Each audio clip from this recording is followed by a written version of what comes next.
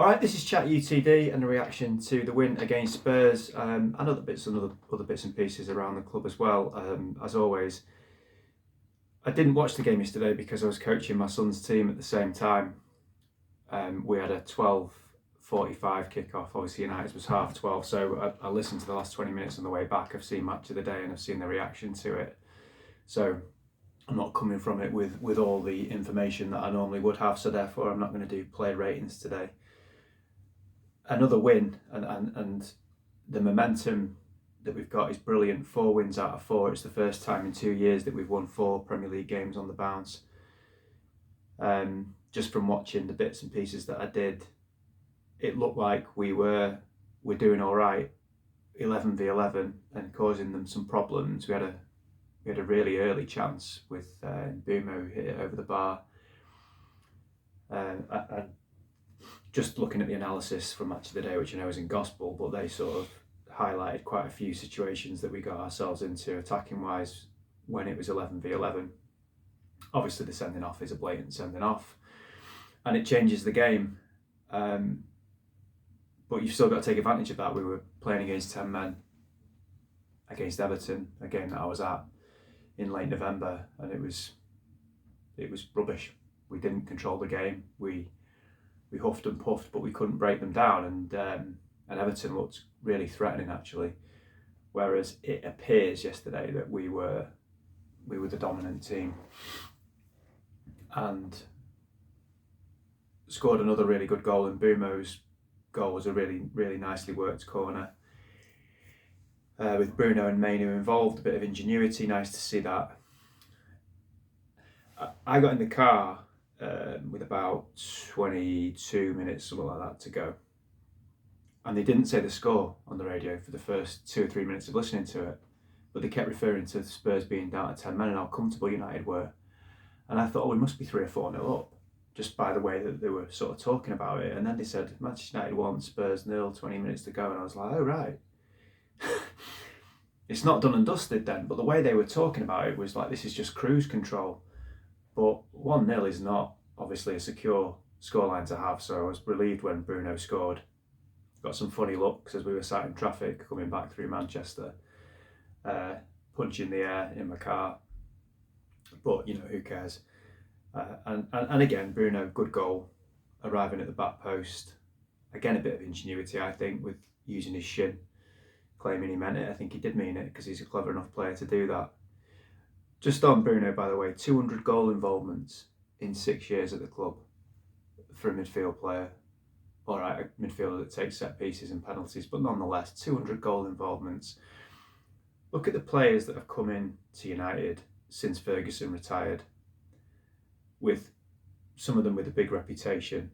I mean, have any of them really kind of lived up to expectations and done what they've done previously at the clubs where they've made their name? Have any of them come back and said, this is what I did at my club that got me the move in the first place, and I've transferred it over to here? I don't think any of them really can say that, even the ones that have done all right. People can call him a stat peddler all you want. The guy's got 200 goal involvements in 6 years. He's come to Man United and he's doing exactly what he did at Sporting Lisbon in a lesser league, and has taken the metal on as basically the one that gets the team on his back and he carries them forward in a very different way to how it used to be.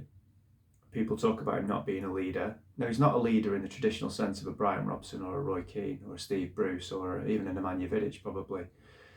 But he's the modern day equivalent of what a leader is, in that he puts the team on his back and he carries it forward. And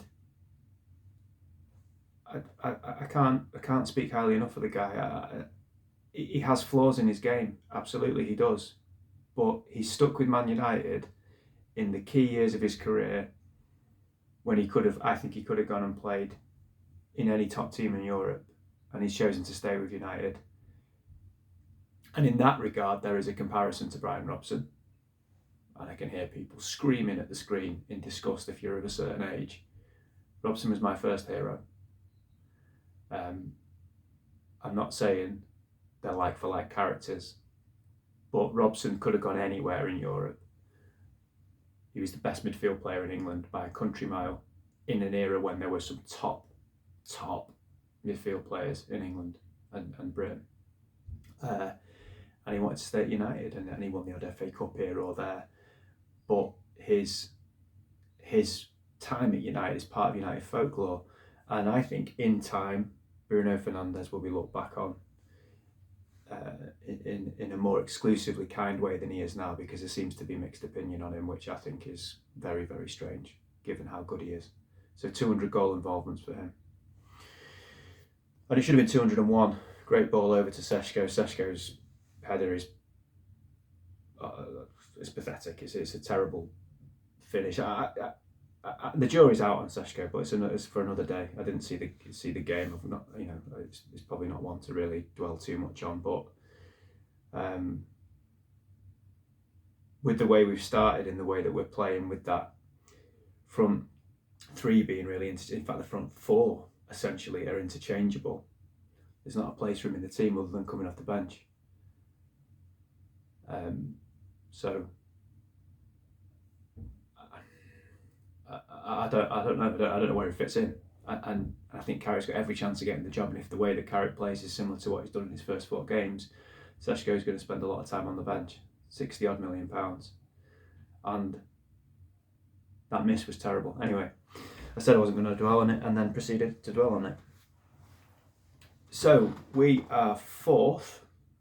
In fact, let me just, sorry, I should have prepared this before I came on. Let me just very quickly see how far we are away from Villa. Okay, so we're 3 points off Villa. They've got goal difference, doesn't really matter about goal difference. So we're 3 points off Villa, who are 3rd. They dropped points yesterday. The time of recording this video, City haven't played Liverpool, so City are also on 47, we're on 44, which, by the way, is more than we got in the entirety of last season with 13 games to spare, some going. And Amorim deserves credit for that as well, by the way, because he accrued some of those points, obviously, a lot quicker than last year. 3 points behind City, but they've got a game in hand. We could do with City and Liverpool drawing, probably, ideally, although it's a kind of a no-lose situation. So looking decent.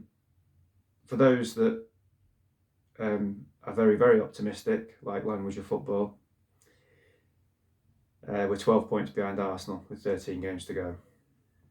And no, Language of Football, I'm not going to do a video on how Man United can win the league for 2 reasons. Because 1, integrity. I'm not going to talk about things that I don't think are going to happen. And 2, I think it's a good ethos just to look at the next game. I've never been, maybe I've been brought up with Ferguson for too long, where it's just you take one game at a time. Next game's always the most important. It's a fruitless exercise to start looking too far ahead. I can't pretend I haven't, because I did have a look at the fixtures, and on an individual merit, you look at all those fixtures we've got left and go, yeah, you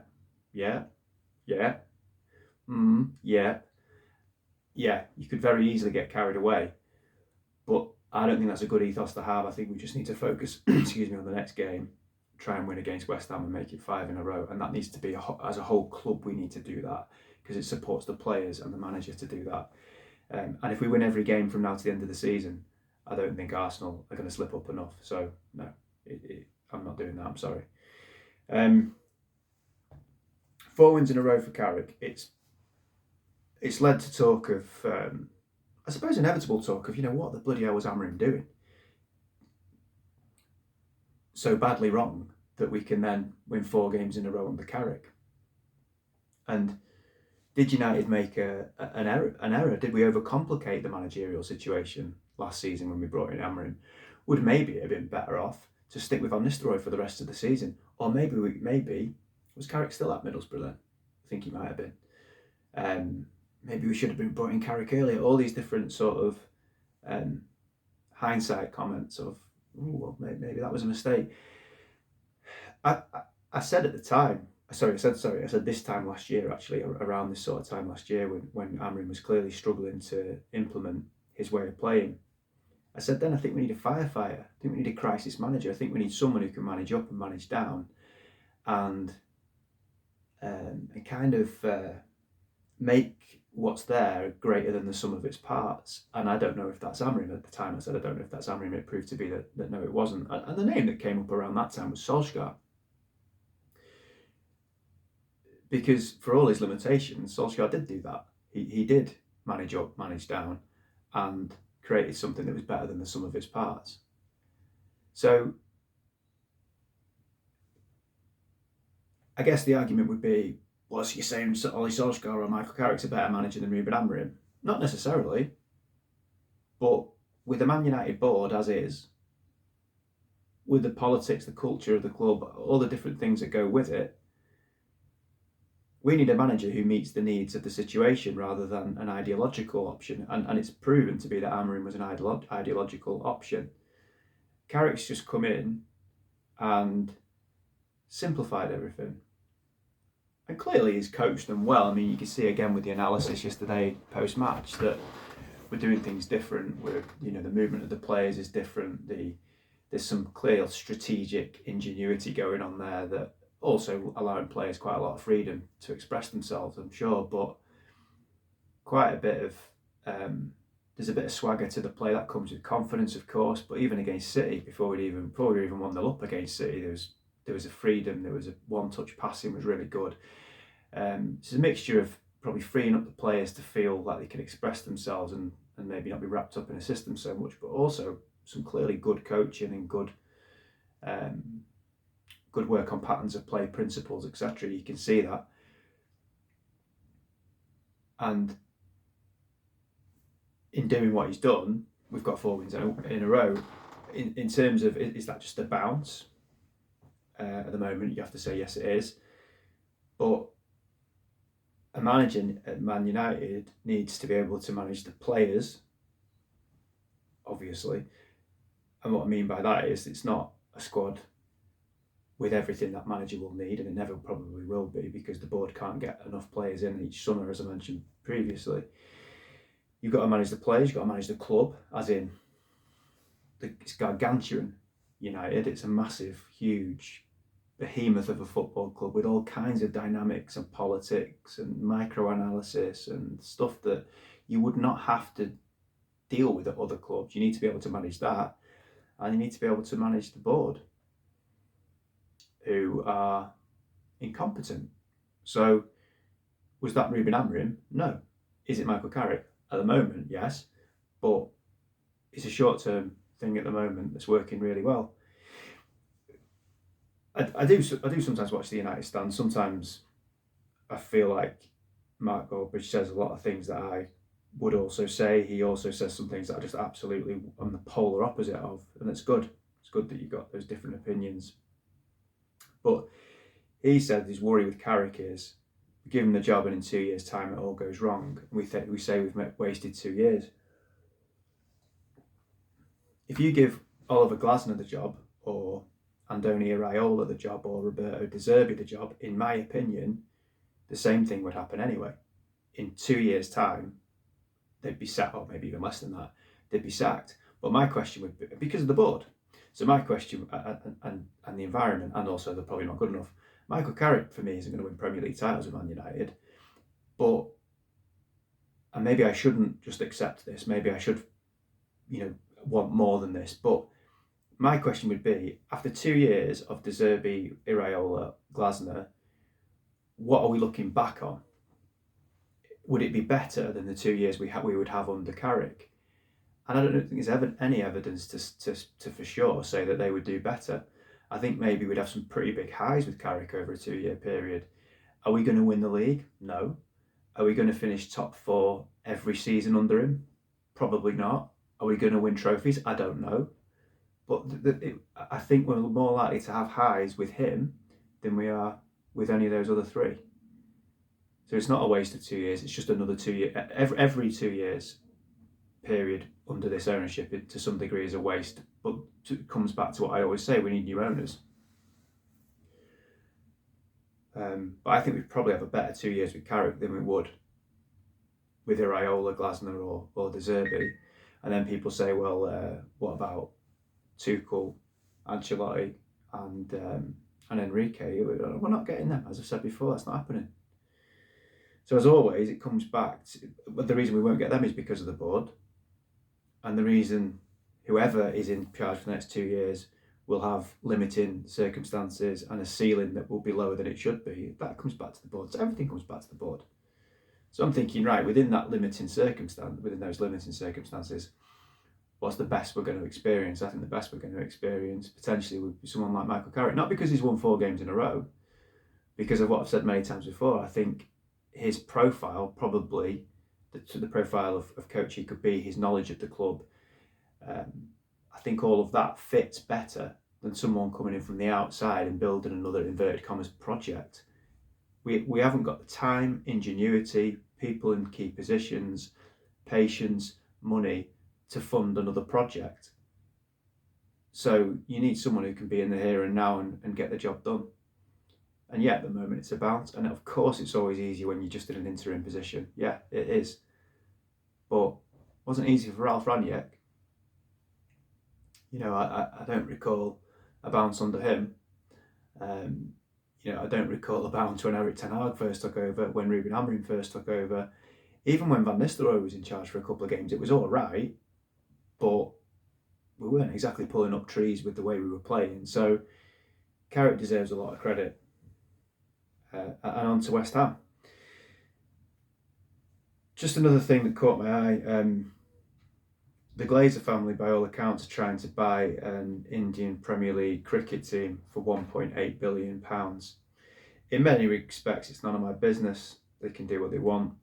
But I just think, you cheeky so-and-sos, the fact that you took £1.2 billion from Jim Ratcliffe for a stake in Manchester United when you were calling it strategic investment in Manchester United, you have not put a penny of that money back into Manchester United. So United have had no strategic investment from that deal, which you claimed that deal was for strategic investment. You pocketed all of it, and I'm sure they wouldn't spend that money or put that money towards £1.8 billion of buying an IPL team. But just the principle of it, that they never put a penny into Manchester United, and they'll do this in a way that doesn't cost them any money. I'm sure they'll fund it in a creative way. They can't do it how they used to do it, but I'm sure they'll do it in a creative way.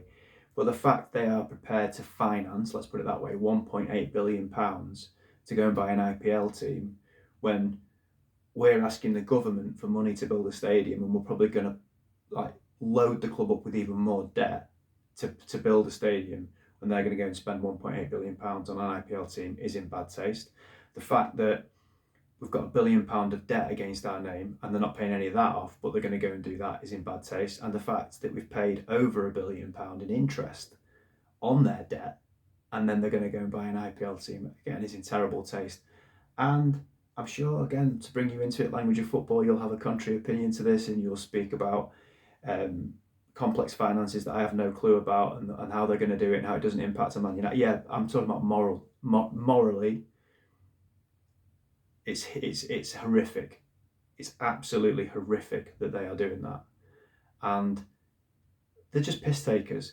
They know that they could walk into Old Trafford, they could walk into the Stretford end, they wouldn't even need any security around them. And for me, they're lucky they've not been lynched. They are extremely fortunate that they've not been lynched, because if they were at another club, if they were at an AC Milan, if they were at Liverpool, if they were at even at Glasgow Rangers, they wouldn't still be here to tell the tale. And their behaviour is brazen. £1.8 billion that they're prepared to put into buy an IPL team, when the club that they have systematically ruined over 21 years sits in a dire state financially. It's unbelievable. I will do a preview of the West Ham game, which actually is not tomorrow but the next day actually, so yeah, I'll probably do that tomorrow. Another big game, and then we haven't got a game for a couple of weeks after that, so looking forward to that, especially having not watched yesterday. Can we do that 5 wins in a row? Will the man get his hair cut? Let's hope so, and let's hope, as I say, City and Liverpool draw today, if possible. That'll be a good result for us. keeps us in distance of City and moving away from Liverpool. But we've just got to keep winning games. One game at a time. Get it done, boys. Glazers out.